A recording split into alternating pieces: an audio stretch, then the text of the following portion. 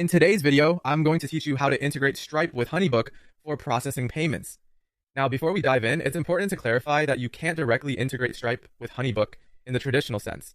HoneyBook has its own integrated processing system, which actually uses Stripe on the back end. So while it might seem like you need to connect the two, the integration is pretty much built into how HoneyBook operates. What you need to do is ensure that your HoneyBook settings are configured correctly to allow you to accept payments, and that's what I'll guide you through today.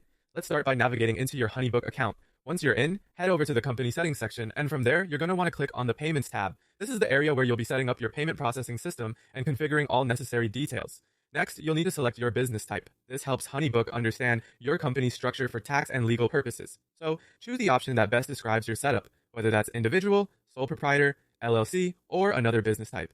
After that, you will be required to enter some business and personal information. This step is crucial for verification purposes. HoneyBook will need to ensure that all your details are correct and up to date to enable smooth processing and compliance with financial regulations. Make sure to provide accurate and complete information to avoid any delays in setting up your payment system.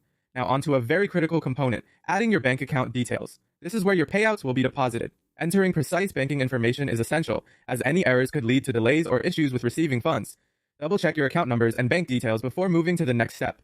Once you've entered all of this information, you'll want to look for the Save and Finish button. Clicking this will save your settings and send them to HoneyBook for review.